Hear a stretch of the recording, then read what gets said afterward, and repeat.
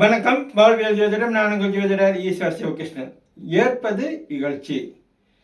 ஆத்திச்சூடியில் அவ்வையார் சொல்லியிருக்கிறாரு, ஒரு பொருளை ஒருத்தட்டிருந்து வாங்குறது இழிவானது அப்படின்னு. ஆனால் நம்ம இறந்து வாழ்தல் வாங்குதல் அப்படின்னு எடுத்துக்கணும்.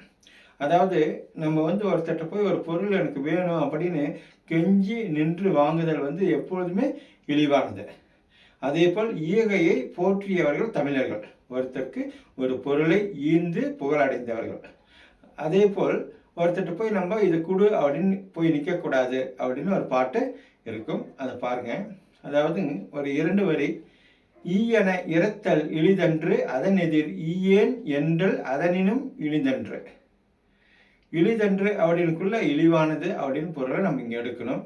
ஒருத்தட்ட போய் நின்று எனக்கு இந்த பொருள் கொடு அப்படின்னு கேட்டு நிற்றல் கண்டிப்பாக இழிவான ஒரு செயல் தான். ஆனால் அந்த மாதிரி நிற்கிறவங்களுக்கு இல்லை அப்படின்னு சொல்கிறது அதை விட இழிவானது அப்படின்னு சொல்லக்கூடியது.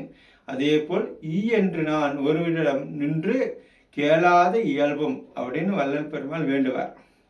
நம்மளுக்கு ஒருத்தட்ட போய் நின்று எனக்கு இது வேணும் அப்படின்னு கேட்கக்கூடிய நிலை எனக்கு வரக்கூடாது அப்படின்னு சொல்லுவார். அதே பாடலில் ஒருத்தர் என்கிட்ட கேட்கக்குள்ள அவருக்கு மறுக்காம இடுகின்ற திறனும் எனக்கு வேணும் அப்படின்னு கேட்டிருப்பார்.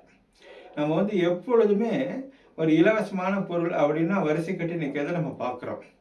அரசு ஒரு பொருள் தர்றது அல்லது யாராச்சும் ஒரு தான தர்மத்துக்கு தந்துட்டு இருக்கிறாங்க அப்படின்னுக்குள்ள நம்ம கூசாமல் போய் நிற்கிறோம்.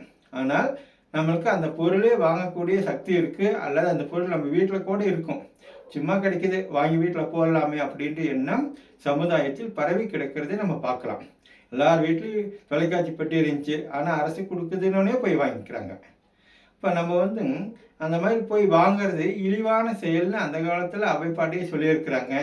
இனிமேலாவது நம்ம ஒரு பொருளை வாங்கறதுக்கு நம்மளுக்கு வசதி இருக்குது, அல்லது நம்மளுக்கு ஒரு பொருள் அடுத்தவங்க சும்மா கொடுத்துட்டு இருக்கிறாங்கன்றதுக்காக போய் வாங்கிறது கண்டிப்பாக இழிந்த செயல்னு நம்ம மனசில் படணும். ஏற்பது இகழ்ச்சி. நன்றி, வணக்கம்.